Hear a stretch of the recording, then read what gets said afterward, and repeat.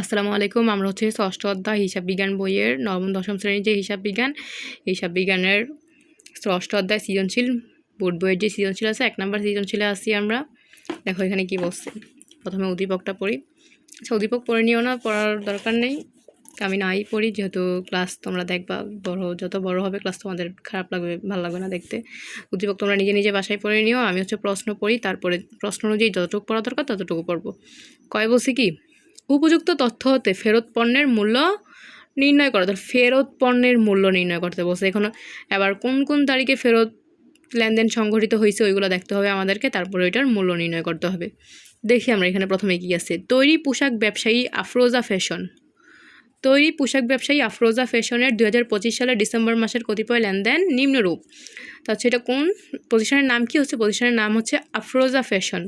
2025 সালের December 1, 5% বাট্টায় Mahmud fashion হতে প্রতিটি 1300 টাকা দরে 500টি প্যান্ট ক্রয় বহন করছে। এটা তো ক্রয়ের জাবেদা, এটা তো আর ফেরত না, তো এটা বাদ।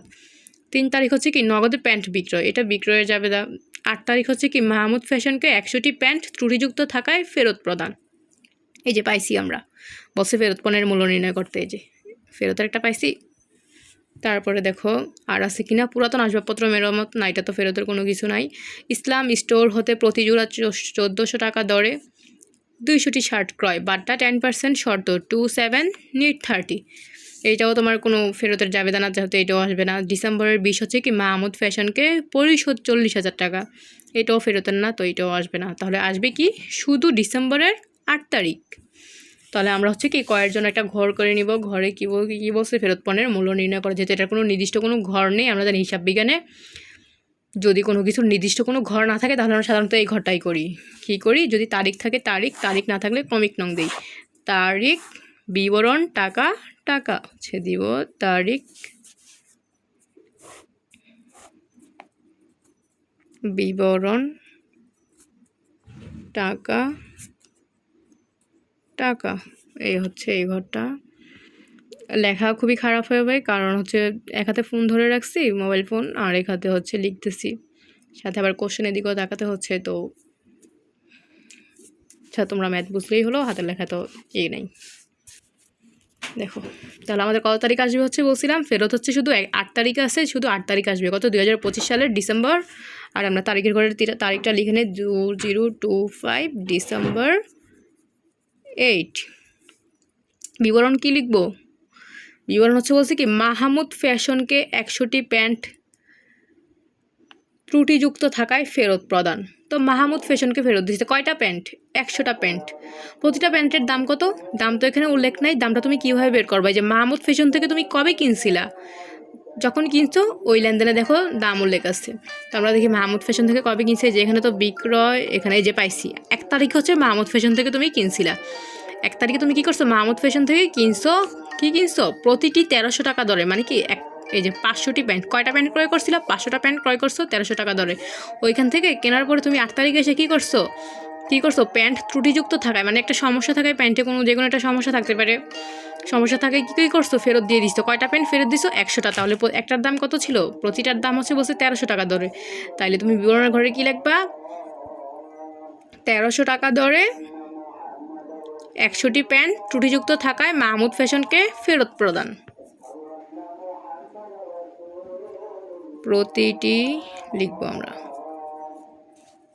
প্রতিটি 1300 টাকা দরে 100টি প্যান্ট ত্রুটিযুক্ত থাকায়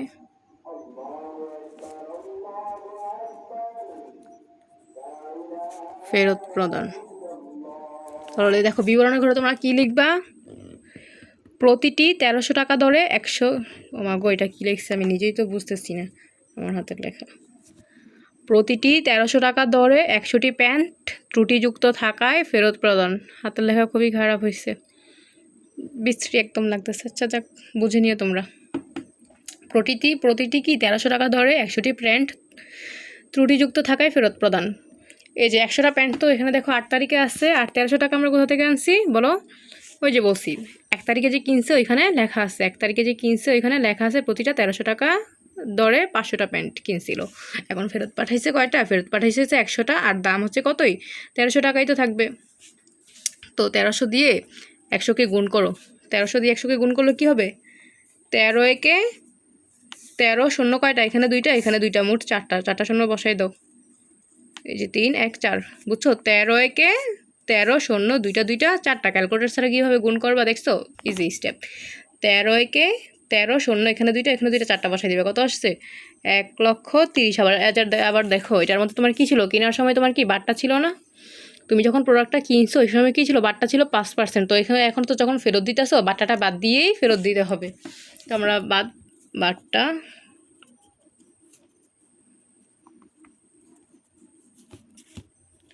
বাট্টা অথবা কী লিখবা? কারবারি বাট্টা। কারবারি বাট্টা কত পার্সেন্ট? 5%। এই 5% টাকাটা কার উপরে ধরবা? এই যে 1,30,000 টাকা আসছে এটার উপরে ধরবা। 1,30,000 ইন্টু 5%। 1,30,000 5% বের করো ক্যালকুলেটারে। মুখে মুখেও বের করা যায়। এখন মুখে মুখে বের করলে তোমরা যদি না বোঝো, দেখো ক্যালকুলেটারে দেখাচ্ছি আমি। 1,30,000 ইন্টু, এই যে দেখো, ইন্টু 5%। জন্য কী করবা? শিফট, তারপরে পার্সেন্ট কই? এই যে পার্সেন্ট। দেখো 1,30,000 গুণ 5% কত আসছে? 6,500। লিখে দাও 6,500 এখানে। বারটা তোমার কি হবে? বাদ হবে। যেটা বাদ মানে কি? মাইনাস হবে। মাইনাস যে কোনো কিছু মাইনাসের মানে হিসাবে এখানে এটা কি? ব্র্যাকেটের মধ্যে দিলে এটা মাইনাস হলে 1,30,000 থেকে 6,500 টাকা মাইনাস করো। দেখো কত আসে অ্যান্সার। কেটে দাও এটা। 1,30,000 মাইনাস 6,500 কত আসছে? 1,23,500। বাংলায় লিখবা। ক্যালকুলেটারে কিন্তু ইংলিশে আসে, খাতায় লিখতে হবে কিসে? বাংলাতে। 1,23,500 টাকা। শেষ, ডাবল ক্লোজ। ক হয়ে গেছে আমাদের। দেখো এই দেখো মশা বসছে, দেখছো? এখন তোমাদের ক্লাসটা যেহেতু ক হয়েছে অফ করে দিয়ে মশাটাকে মাইরা নিই আমি। আল্লাহ হাফিজ।